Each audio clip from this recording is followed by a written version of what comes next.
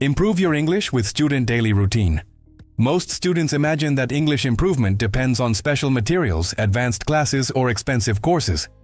They believe fluency begins somewhere outside of their own lives, as if the secret is hidden in a book they haven't bought yet, or a teacher they haven't met. But the truth is simpler and at the same time far more radical. Your routine is already your teacher. Every morning you wake up, every step you take to class, every conversation with a friend, every page of notes, every late-night moment of reflection, all of it is a lesson in disguise. What separates a learner who struggles from one who improves is not access to more knowledge. It is the ability to see the lessons already embedded in daily life and claim them in English. Think about the shape of a student's day. The alarm clock rings. You stretch, you groan, you mumble something to yourself. That moment is not meaningless. In English, you could describe it. I hit snooze. I dragged myself out of bed. I was half asleep. Suddenly, what was ordinary becomes practice. You are not just waking up. You are narrating the experience in another language. And that act alone plants fluency deeper than memorization ever could. Every gesture, every frustration, every victory becomes a phrase, and each phrase becomes a brick in the structure of your English. The key is not to add more hours to your schedule, but to reinterpret the hours you already live. Waiting for the bus is not wasted time. It is a chance to describe your surroundings in English. Sitting in class is not just about the subject being taught. It is a chance to notice the words, the whispers, the phrases that carry meaning. Eating in the cafeteria is not simply refueling your body. It is a chance to practice conversation, to joke, to share in the rhythm of natural English.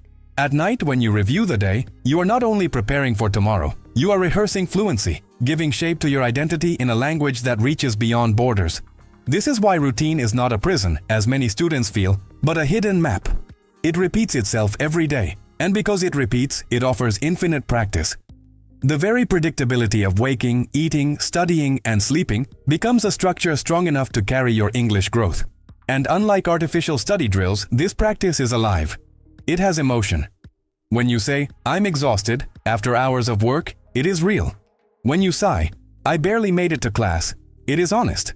When you laugh, "I nailed the exam," it is joy. These emotions fuse with language, making it unforgettable. Ask yourself, what if you stopped treating English as something separate from your life? What if instead of waiting for the perfect course, you decided that your daily routine, the same one you sometimes complain about, is already the perfect course? The teacher is the alarm clock. The textbook is your schedule. The test is your conversation with a friend. The assignment is how you narrate your feelings. The routine you think is ordinary is, in truth, extraordinary. Because it is yours. Because it repeats.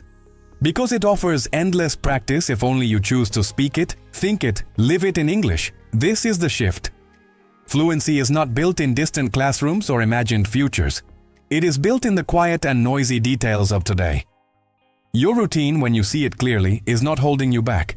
It is guiding you forward. The moment you accept this, every hour of your student life becomes a step toward mastery. And improvement stops being a goal you chase. It becomes a path you are already walking every single day. The first hour of your day is the most powerful because it writes the script for everything that follows. Think about it. The alarm rings. And in that split second, you decide whether you are the kind of student who rises or the kind who drags. That choice shapes your energy, your mindset, and yes, your English. Because language is not just learned in books, it is lived through moments. And the first hour, more than any other, is filled with moments that demand to be named. Imagine the exact instant you wake up. In your native tongue, you probably say, "I don't want to get up," or "5 more minutes." But in English, this simple resistance comes alive. You can say, "I hit the snooze button," or "I rolled out of bed." You can whisper, "I'm still half asleep." These phrases sound ordinary, but they carry power because they connect your inner world to a global language. You are no longer just tired. You are tired in English, and that subtle shift transforms fatigue into practice. The first hour also holds rituals.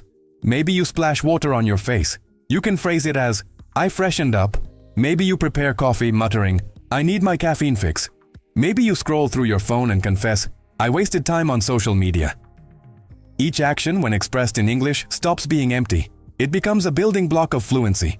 And because it is tied to something you physically do every day, your memory does not struggle to hold it.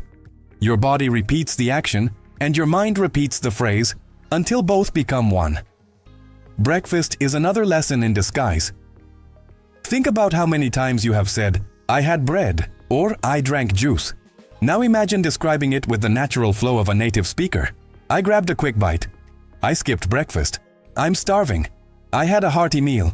These are not phrases from a textbook. They are the rhythms of real life, spoken at tables and cafes, whispered in kitchens around the world.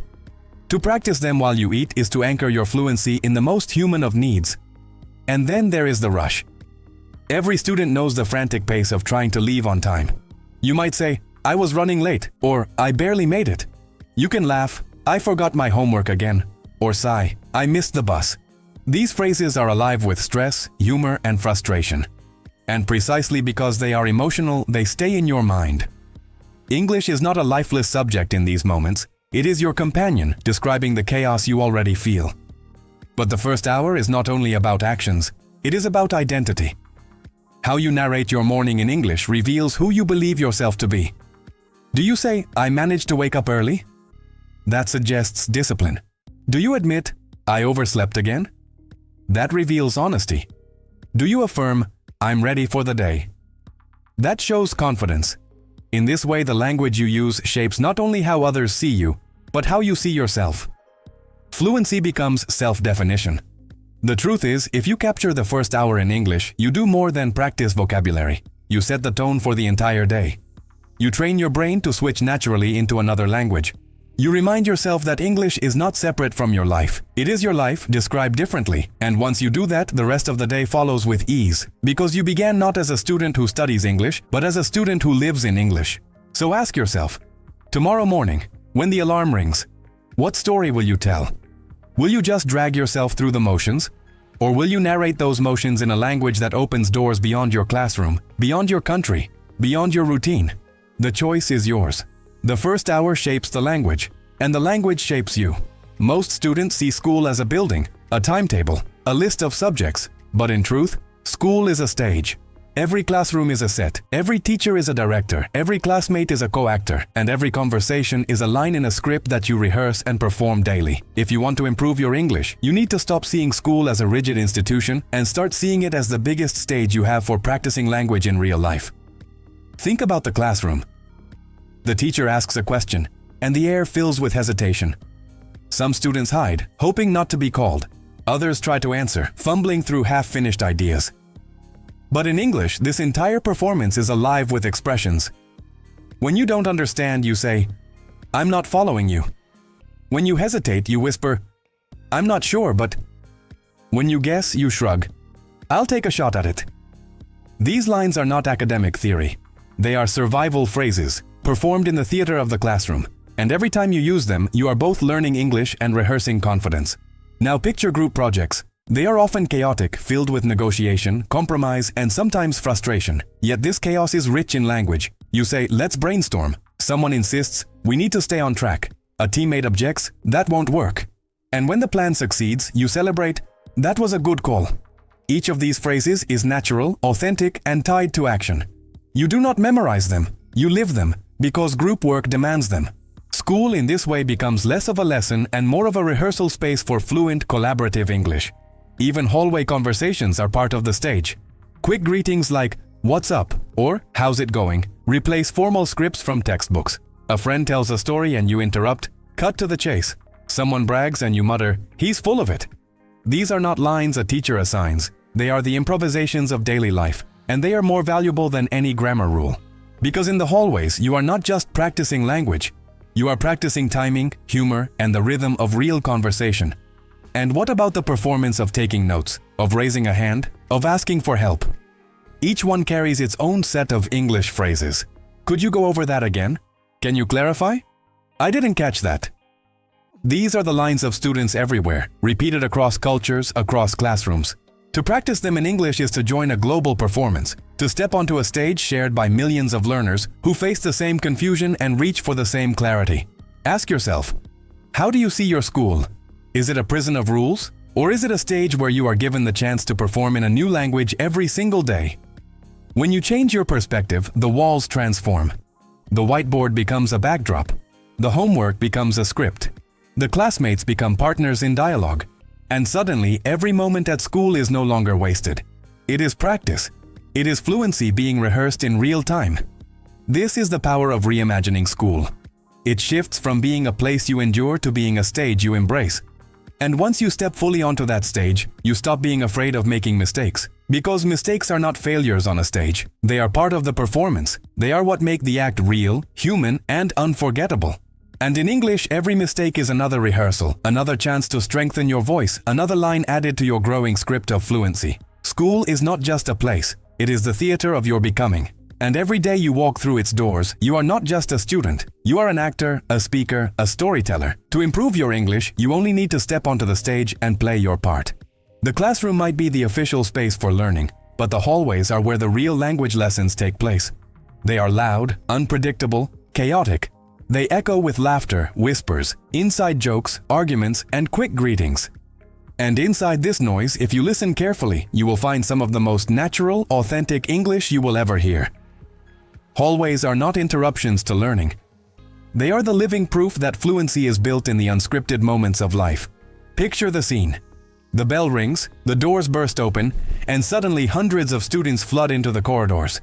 Backpacks bump against shoulders, conversations overlap, footsteps slam against the floor.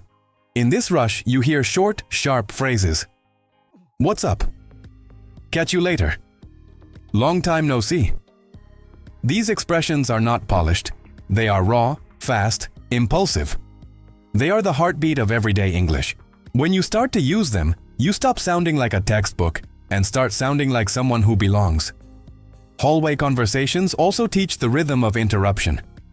A friend begins a long story about the weekend, but the noise around you makes time short. So you cut to the chase.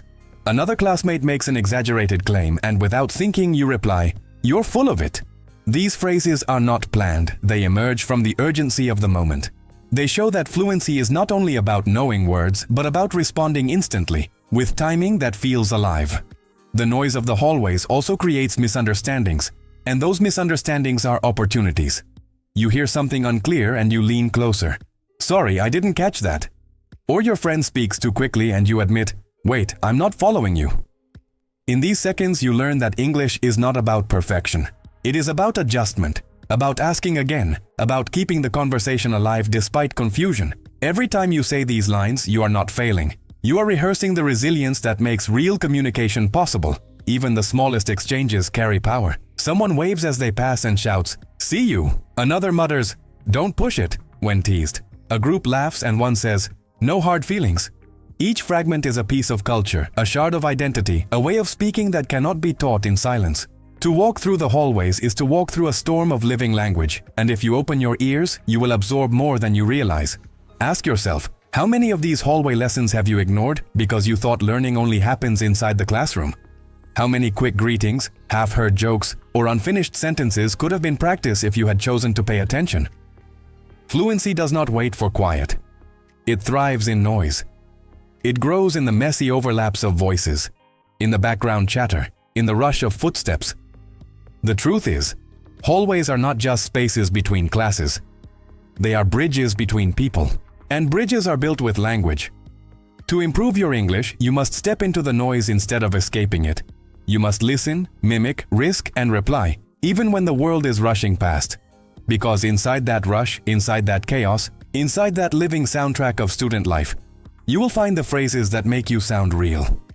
And once you claim them, the noise of the hallways will never sound the same again. It will no longer be just noise. It will be your teacher, your practice, your proof that English is everywhere, especially in the places you least expect. If the hallways are the noise of movement, the cafeteria is the noise of belonging.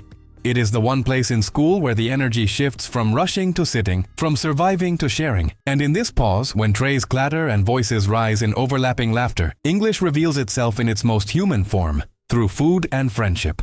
To improve your English, you must learn to listen to the cafeteria, because here, language is not about subjects and verbs. It is about appetite, humor, and the unspoken rituals that connect people. Picture yourself stepping into the cafeteria. The smell of food hangs heavy, the line snakes forward slowly, and the room hums with conversations. The first lesson appears at the counter. "I'll grab a sandwich." "I'll take the salad." "Can I get fries with that?" These are not lines from grammar books. They are living English, spoken daily by millions. To practice them is to practice fluency that feeds both the stomach and the tongue. Ordering food in English is not a role-play exercise here. It is survival done with the ease of real life. But the true heart of cafeteria English is not at the counter, it is at the table. Friends gather, trays are dropped loudly, and the dialogue begins. Someone complains, "The food's terrible." Another shrugs, "It's not worth the hassle." A third jokes, "Don't quote me on that, but I think yesterday's pasta was recycled." These are the phrases that transform a meal into a language lesson. They are casual, sarcastic, playful. They are how students bond, and in bonding they teach you how English carries emotion. Even the smallest gestures hold meaning. When a friend offers you fries and you reply, "I'll take your word for it," you are not only accepting food, you are practicing trust. When someone suggests, "Let's call it a day," after hours of studying together over coffee, you are not only ending a session, you are practicing closure. These little exchanges are lessons disguised as friendship, and they are lessons no textbook could ever capture with such intimacy. The cafeteria also teaches the rhythm of storytelling. A friend launches into a dramatic tale of what happened in class, and you lean forward saying, "Cut to the chase." Someone else gets lost in the details, and you mutter, "You've lost me." These phrases are the natural interruptions of conversation, the way students guide each other back to the point. To use them is to move beyond basic English and into the subtleties of real dialogue, where timing and tone matter as much as words. And then there is laughter. The cafeteria is full of it. You tease, "Don't push it." You exaggerate, "That's a good call." You forgive, no hard feelings. Laughter is the sound of fluency because it proves that you are not just speaking English. You are living it, playing with it, shaping it into connection. When you can joke in another language, you have crossed a threshold. You are no longer translating. You are creating. Ask yourself, how many lunches have you wasted in silence, scrolling on your phone, thinking practice only happens with books? How many conversations could have been opportunities to strengthen your English while also strengthening friendships? The cafeteria is more than a place to eat. It is a classroom with no teacher, no blackboard, no grades, but it is full of lessons. Lessons about sharing, about expression, about the joy of simple daily English. So the next time you sit down with your tray, look around, listen, dare to speak, order with confidence, joke with friends, interrupt stories, offer food, complain about the menu. Celebrate the small rituals that make the cafeteria what it is. Because every bite, every laugh, every phrase spoken across the table is a step deeper into fluency. And you will discover that food does more than fuel your body. In English, it fuels your voice. Studying is often seen as a solitary activity. Books, notebooks, highlighters, the heavy silence of focus. But in truth, study habits are not silent. They are full of language. Every sigh, every muttered complaint, every burst of determination carries an expression that makes English come alive. To improve your English, you must stop seeing study time as only about information and grades. You must see it as a stage where vocabulary is tested against the struggles of real discipline. Think of the student pulling an all-nighter. In your native language you might say, "I studied all night." But in English, the expression transforms the effort into culture. "I pulled an all-nighter." That phrase has weight, a history of exhaustion built into it. To speak it is to share in a universal student experience, to say more than what happened, to say how it feels. This is the power of English in study habits. It does not just describe action. It expresses emotion. Now picture procrastination, that familiar enemy. You sit with books in front of you, yet your mind drifts. You admit, "I'm wasting time." Or with a laugh, "I got distracted again." These small confessions are not meaningless. They are phrases that millions of students use, phrases that connect you to the same battle in every culture. When you learn to speak them in English, you realize that your struggle is shared, and that shared struggle is fluency. Even moments of focus carry their own lines. You whisper, "I need to stay on track." You affirm, "I've got to nail this." You sigh, "I'm burned out." Each one becomes a habit not only of study but of expression. The more you use them, the more you practice English without stopping your work. And the repetition, the constant cycle of distraction and return, of fatigue and persistence, carves these phrases into memory until they become natural. Exams amplify these lessons. The night before you mutter, "It's a long shot, but I'll try." During the test you confess, "I can't wrap my head around this." Afterward you shrug, "It slipped my mind." These are the lines of students everywhere, and they transform academic struggle into cultural identity. To speak them in English is to join a chorus of voices who have all lived the same pressure, the same stress, the same fleeting victories. Ask yourself, how often do you study in silence, trapped in your own thoughts, when every thought could have been practice? Imagine if instead of only suffering through the hours, you narrated them in English. Imagine saying, "I'm running out of time," or "I'm making progress," or "I've had enough for today." Each phrase would not only capture your effort, but also sharpen your fluency. Study would no longer be mute. It would be alive with the sound of learning in two languages at once. Because study habits are not only about mastering content, they are about mastering yourself. And when you describe those habits in English, you connect your identity as a student to your growth as a speaker. The grind of exams, the boredom of notes, the flashes of insight, all of it becomes part of your English. And when you look back, you will see that every late night, every cup of coffee, every page turned was more than preparation for a test.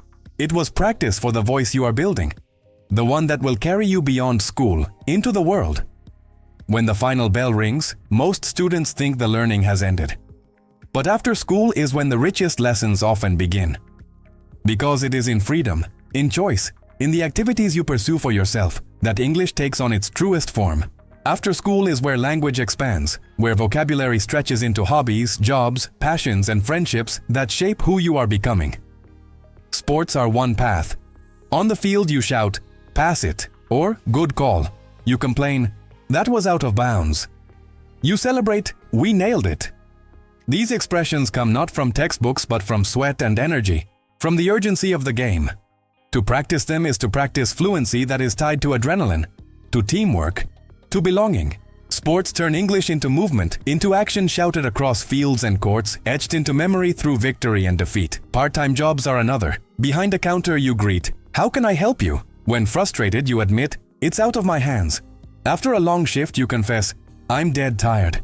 Work teaches a new English, the language of responsibility, the words of adulthood arriving early. To practice them is to expand beyond the classroom, to see that English is not only for study but for survival in the wider world. And then there are hobbies, music, art, gaming, clubs. Here the language is fueled by passion. "I'm into this. I can't get enough of that. This is my thing." These phrases are not about survival. They are about identity. To say them is to carve out who you are, to tell others what defines you. Fluency grows quickly here because you are motivated not by obligation, but by love. The words come easier when they are tied to joy. After school also means friendship. You laugh, "Don't push it." You promise, "I'll keep you posted." You reassure, "No hard feelings." These phrases are the glue of connection, the way young people manage trust and conflict. They are spoken 1,000 times in casual moments, and each time they are spoken, they root deeper. To live them in English is to make fluency a natural part of your bonds with others. Ask yourself, how do you spend your after-school hours? Do you treat them as wasted time, or do you see them as another classroom, one without desks, but full of lessons? Because in truth, after school is not the end of learning. It is the expansion of it.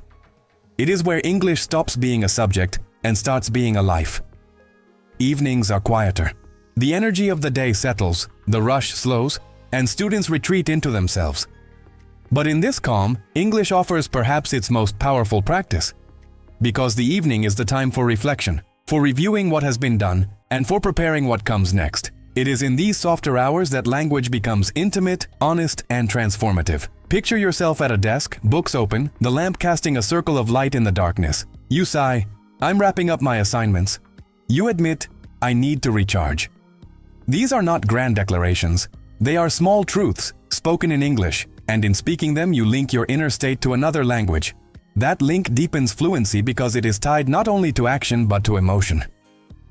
Evening is also the time of reflection. You look back and say, "I did my best today," or with regret, "I could have done more." You whisper, "It slipped my mind."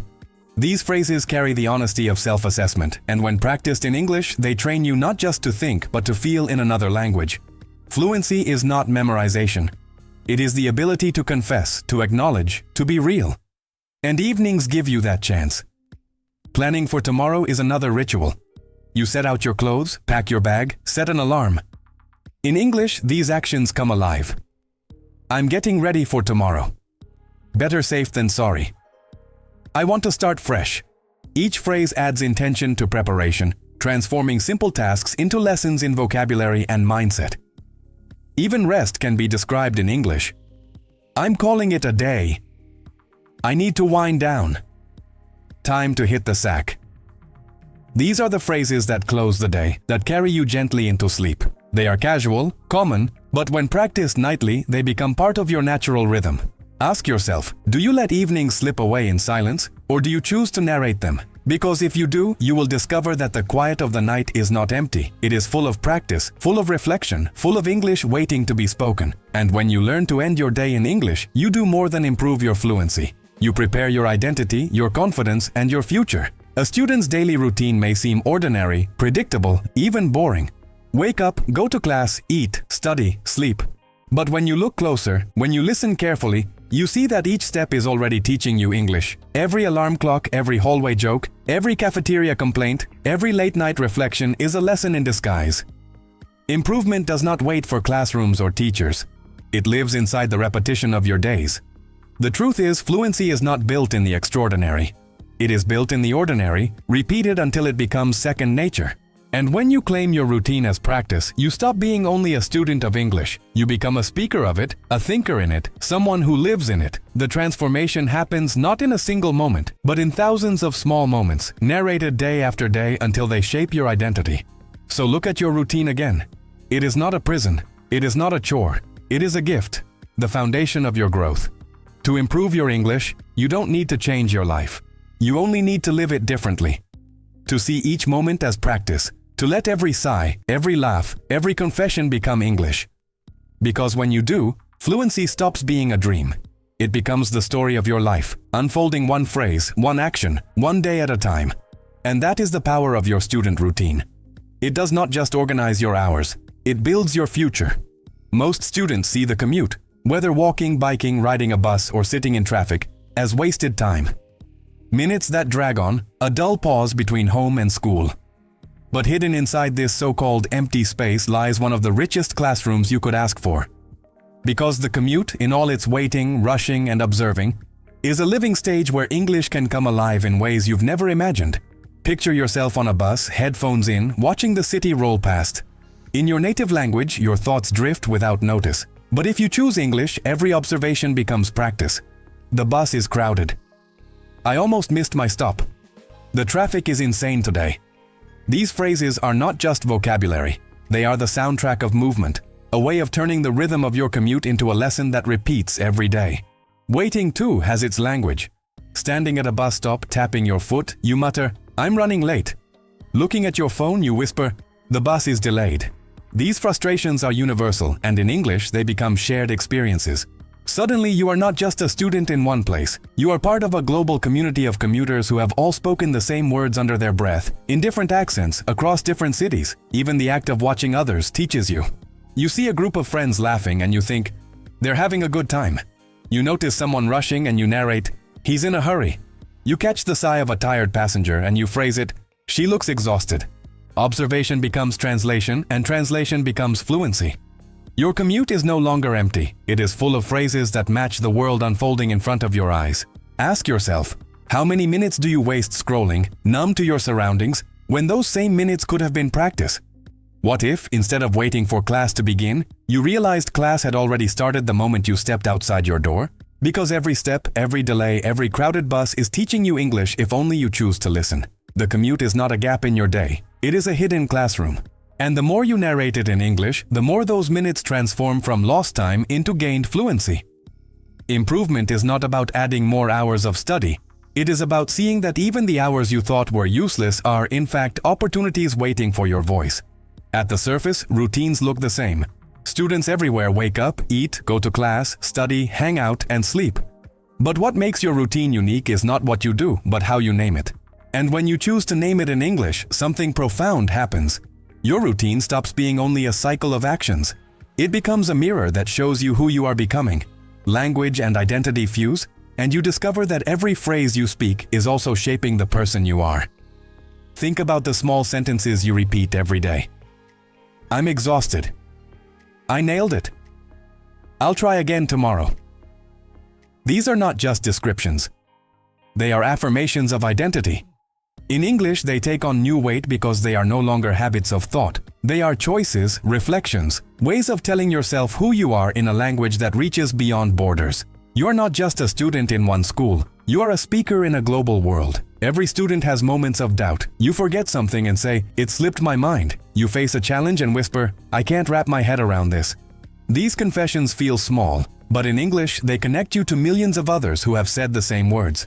In that connection, you realize you are not alone.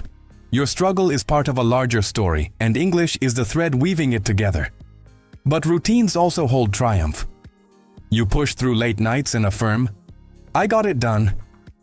You share with friends, "That was a good call." You celebrate, "No hard feelings, we made it." These victories, when spoken in English, do more than describe the day. They carve confidence into your voice, telling you not only that you are learning a language, but that you are becoming fluent in persistence, in resilience, in growth. Ask yourself, when you narrate your life in English, what identity are you shaping? Are you the student who complains endlessly, or the student who sees challenges as lessons? Are you the one who says, "I can't do this," or the one who says, "It's tough, but I'll figure it out"? Because each phrase you choose in English does not only reflect who you are, it builds who you will be. Routine is more than repetition. It is identity sculpted day by day. And when you live that identity in English, you transform from someone who studies a foreign language to someone who owns it, breathes it, becomes it. Fluency is not only about words, it is about becoming the version of yourself who speaks them with truth. And your student routine, as ordinary as it may seem, is the perfect stage for that transformation.